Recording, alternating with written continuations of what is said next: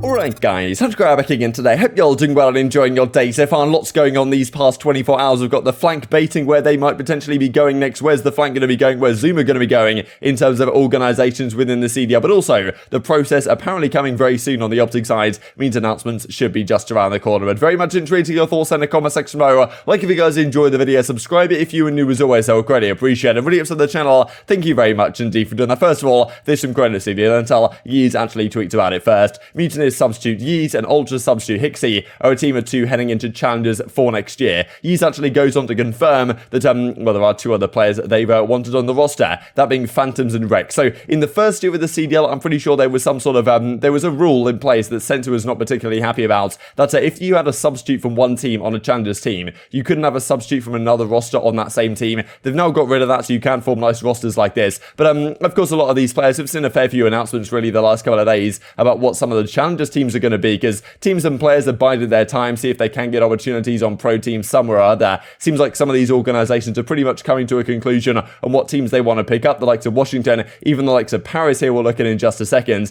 even though they do like to leave things last minute. But even then, right, even if you are a player in challenges, you still can, of course, be a substitute for a professional team as well. This is the team they are going with, and well, this then from the Paris region. Okay, coach, let's see where this is going. Not sure why they decided to screenshot this in the worst possible way. This is obviously from Discord. If they'd have screenshotted it on mobile, then we'd have been able to see the whole message on screen. But unfortunately, we can't. But anyway, Theory basically says, I mean, you know, personally, I think this is going to be our best year in competition. We've taken strides in just preparing for the season to begin, so I'm hopeful there are more W's to come. Now, pretty optimistic, of course, messaging from Paris. And to be fair, there's no real reason why Paris can't just confirm already. Of course, we know what Paris decide to do every single year. They leave it to last minute. They pick up the relatively big name players on minimum contracts that they can get, and well, maybe form a team. I don't know, if they're going to go down the same route as last year, it's probably not going to become a winning squad, but that might be what they're doing anyway. But still, they seem relatively confident this is going to be the one that's going to take them to the next step. But realistically, it's not like Washington where they have to actually buy the spot out from NRG, bring in a new general manager, coach, and do all this type of stuff first. Like, Paris could just confirm already. But to be fair to them, like a lot of these other teams that have had their rosters ready to go for several weeks, if not months now, are still not confirming them, as we'll look at over here in the coming minutes. Royal Ravens being one of them, Afro, Gizmo, Nasty, and Zero, of course, supposedly being the roster over there. But yeah, Evil under Royal Ravens be like, this is a meme that was going around yesterday on the timeline. Let's announce the roster. So yeah, hopefully that's coming relatively soon. But actually, a confirmation does come through yesterday from the New York Subliners. 3 wings later, the man still shoots like he's 18. The decisions don't get easier than this. Welcome back, Clayster, now with even more duct tape. So yeah, here we go. Clayster officially returning to the New York Subliners. Now, I'm pretty sure actually, yeah, today is the 21st. That was the day that a few days ago we heard kind of the rumors coming out, or at least Subliners were hinting that the Neptune stuff was going on. I'm pretty sure they said 21st of October in that tweet where they did the paper bag type stuff, and people were saying it's going to be Neptune. So maybe New York are actually going to announce today and going to do the kind of back-to-back type stuff, or at least bring Neptune in. But then if you're announcing Neptune, you might as well just announce Crim and say that's going to be the squad of 4 going forwards. So I suppose we'll see how that one goes. But Clayster is officially back on New York.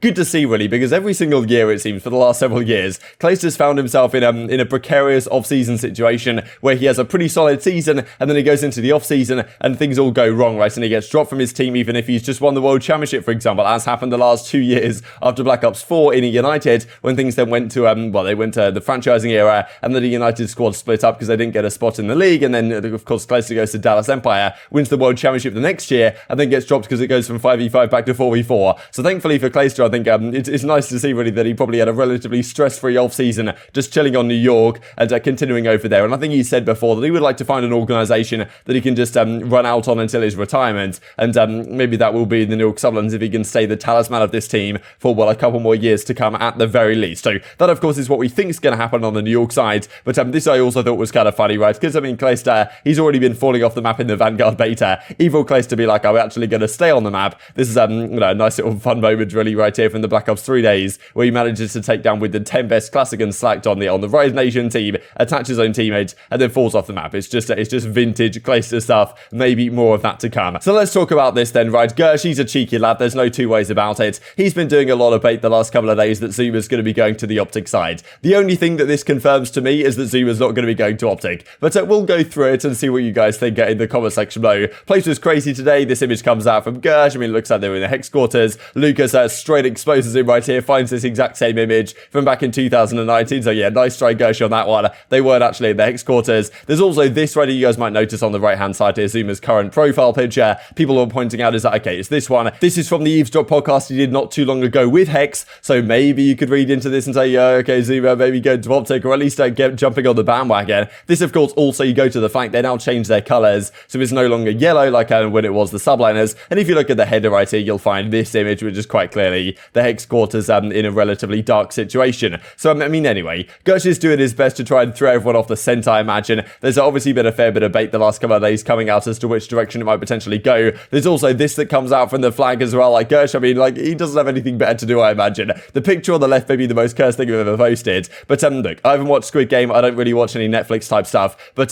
people were pointing out in the comment section that this guy on the left here, who's like been face swapped with ZooMaa, gets the highest number, or whatever the case may be, as Jax is in the replies. The vest he gets in the show is the highest number vest in the picture is OpTic. And as you can see on this image right here, I'll bring it on the big screen for you guys to enjoy. Then the highest number shirt is the OpTic shirt. So these are the organizations, I suppose, that are up for grabs. You got Minnesota Rokkr, maybe. I mean, Los Angeles Guerrillas, people have been talking about. FaZe as well, also based over in LA. And interesting really here, Gersh goes for the FaZe logo as opposed to the Atlanta FaZe logo, because it would make sense, to be honest, if ZooMaa was joining an organization, he would join FaZe in general and then kind of still have that related to the flank to some degree. And as I said, he gets on pretty well with Cellium. I'm not really sure what his relations are with 100 Thieves, but he was obviously on FaZe for many a year. As we even saw in that image, right, when Clayster was team killing attached with the Tempest, ZooMaa was also on that team for many a year on the FaZe clan side. So that's certainly a possibility that Gersh is trying to hint at right here. This also the flank comes out with first 5 to use code ZooMaa get 40% off at OpTic Gaming TV. This tweet was maybe up for like 2 or 3 minutes or something. There was a few replies right here saying it actually worked, which is kind of mind-blowing. But yeah, I don't know. Read into it what you want, but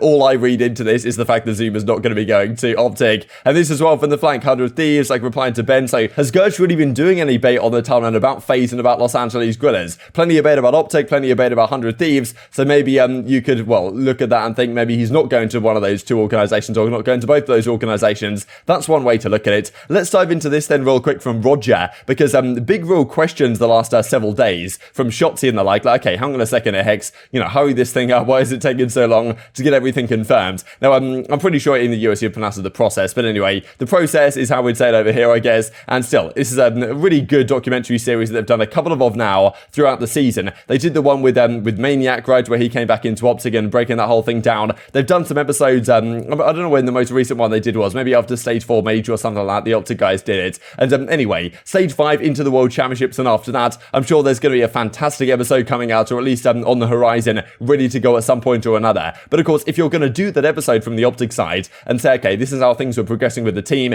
this is kind of when we heard that maybe Form was considering retirement, this is our thought process leading up to the World Championship and after the World Championship, you kind of have to conclude that story with not just saying, okay, champs ended, we came 6th or whatever they did, and we want to make some changes. You've got to include those changes and announce those changes or whatever, and include that into the whole story to kind of cap it off, I suppose, going into the new year. So I'm guessing that the situation is right here that they're expecting to, well, make sure the announcements are officially made and all the legal stuff is done and ready to go before they then come out and do the process. But you'd imagine it's just around the corner here, at least in terms of coming out. Now, Roger tweets this out, the process really does that, the Twitlonger type thing right here, and Hitch kind of baiting about the corrupted files, and then he just says stay waiting on the timeline. So, relatively similar to what we've seen most recently with from guys like Shotzi saying like it's going to happen soon, like it's kind of ready to go. But Roger definitely just even tweeting this, definitely indicating something's going on. Crim says this, I'm sensing a sort of sabotage going on right here, because of course, I don't know, the tweets about the corrupted files and stuff like this. Thankfully, that's not the case. I'm sure we're going to get a banging episode,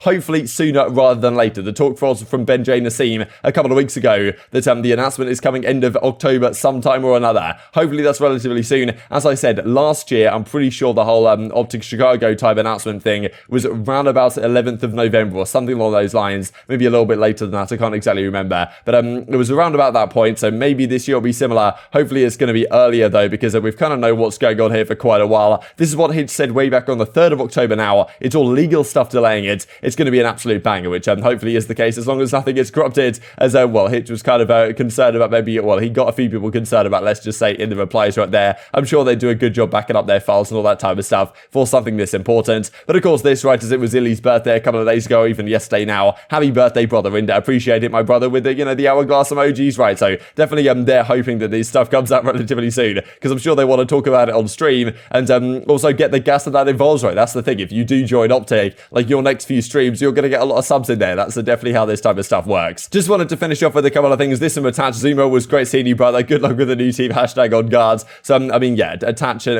especially, definitely one of these guys. He loves to throw bait around on the timeline, and ZooMaa's certainly been enjoying it as well. I saw he was on stream. He was saying, like, look, this is, it's a lot of fun doing this bait, but yeah, where will he join? I imagine it's going to be announced relatively soon. My money is still on FaZe, as I said a couple of days ago. And this also from the flank, the evil flank, be like, guys, we're not going to bait with, of course, the purple here for Los Angeles Guerrillas. So that's the thing, as I said, just, well, I said it earlier in the video, baiting about OpTic, baiting about 100 Thieves, baiting about Los Angeles Guerrillas. Where's the FaZe bait, Gersh? I would like to see it. But very much intrigued to your thoughts on all this stuff in the comment section below. Hope you guys enjoyed the video. If you did enjoy it, I'd greatly appreciate a like on the video. Really upset the YouTube going to know you enjoyed this content, and people like you may enjoy this content as well. And I've grown the competitive Call of Duty community. Thank you for watching as always. Take care, and I will see you next time. Scump now on your screen, trying to make some plays here, trying to get some loot to bring back Methods. Currently on an 8-bomb, Methods with 7, so currently combining for 15.